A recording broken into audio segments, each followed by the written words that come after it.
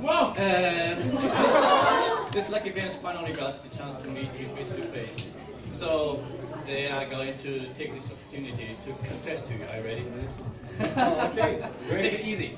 They picked the three most special photo of you this year. So they want to share some memory with you. Let's share them. The first photo, first picture. This one. I think you must have. Yes, some of them. Yeah. What is the taste of the grass? Yes, it's. Should I talk about it or?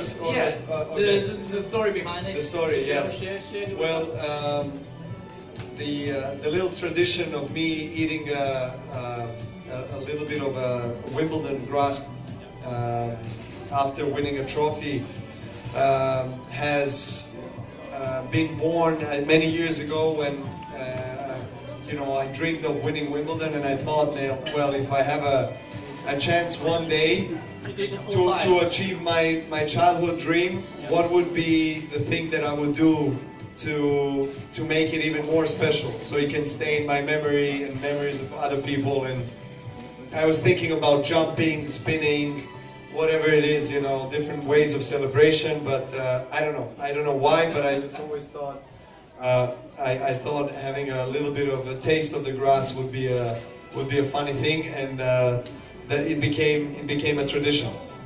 有的说了啊，在温网夺冠以后吃草是他的一个传统的庆祝方式。 Seeing this photo from this angle, so it's beautiful. Really, it shows respect and friendship between two athletes and two friends. We are really friends off the court. We get along very well. Ever since he came on the tour, we had a really respectful relationship. We played many big matches against each other in the Olympic Games a couple of times. There were some difficult losses, emotional losses for both of us against each other. But I think that in the end of the day, what makes our relationship so strong and so respectful is that we both feel that after the match is done, we're both, just human beings that are trying to do they're trying to do their job in the best way they can with a lot of passion. But once the match is done, it's done, and that's why we have a respect for what we've been through on the court, both of us, and that's the reflection of that.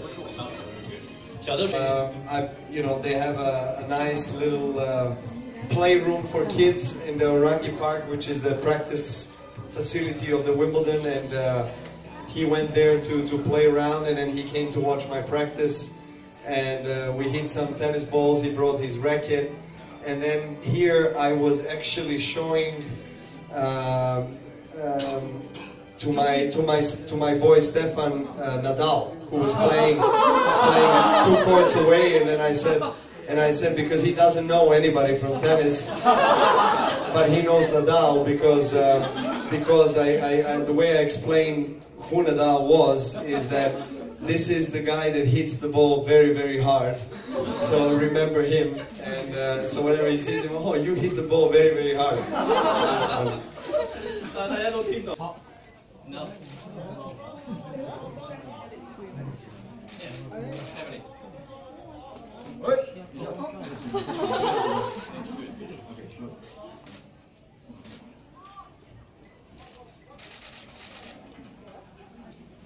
This is the first letter of your Chinese name. Chinese name. Oh, okay. I think you already know how to write it in Chinese. Yes, I know. Yeah, you remember it, right? Just so to elevate.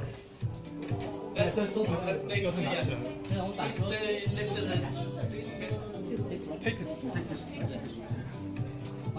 Thank you, Noah.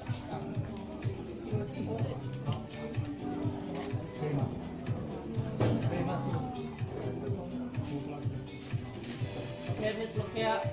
Middle. Here. 来这边看一下，这边中间。I'll just try.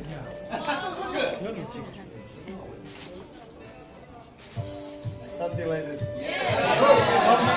Just so to me. It's a Chinese signature. Yeah, something like this. Very good. I have to work on it more, but yeah, you have it.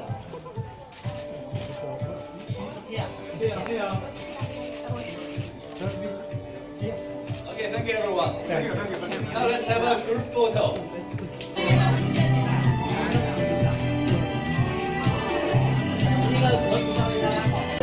大家请注意一下哦。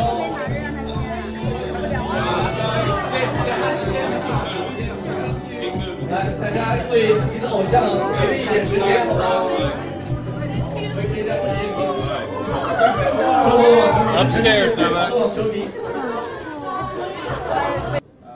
Zimonjic, they were all telling me about the ASICS shoes, and I decided to give it a try, to test them out. And ASICS people were very kind to send their technical team, and they've been through the entire process of 3 months with me on working on the shoe that I'm playing with today. And I'm very grateful that they dedicated that much time to make the best possible quality shoe that I play with today. High goals always in every tournament. Last 3 months have been terrific for me in terms of results, so I have more reason to believe that I can do well here in Shanghai. I haven't played an official match since US Open finals, so it's been a while, and I'm looking forward to competing.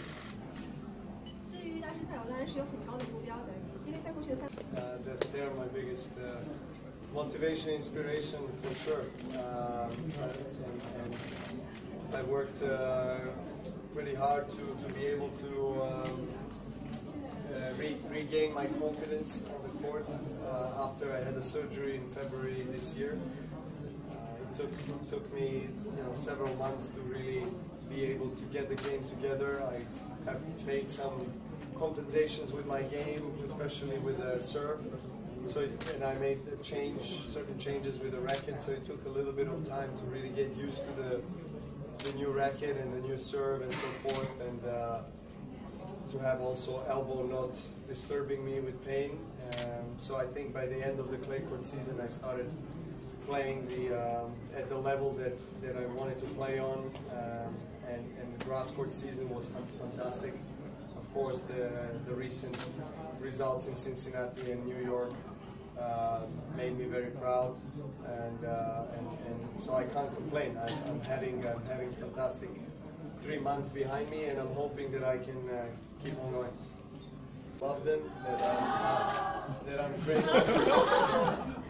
grateful to them for all the support that they gave me over the years, and I truly think that they're one of the most amazing tennis fans that I have encountered, and the amount of dedicated support and loyalty that I've been feeling here is quite amazing. I haven't been feeling and experiencing that kind of support in too many places around the world. So I love them, and I hope that I can see them every day for the entire next week, and we can have a great fun.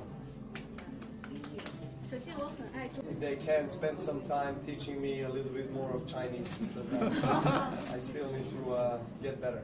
你希望大家可以用中文给我写一些小纸条了。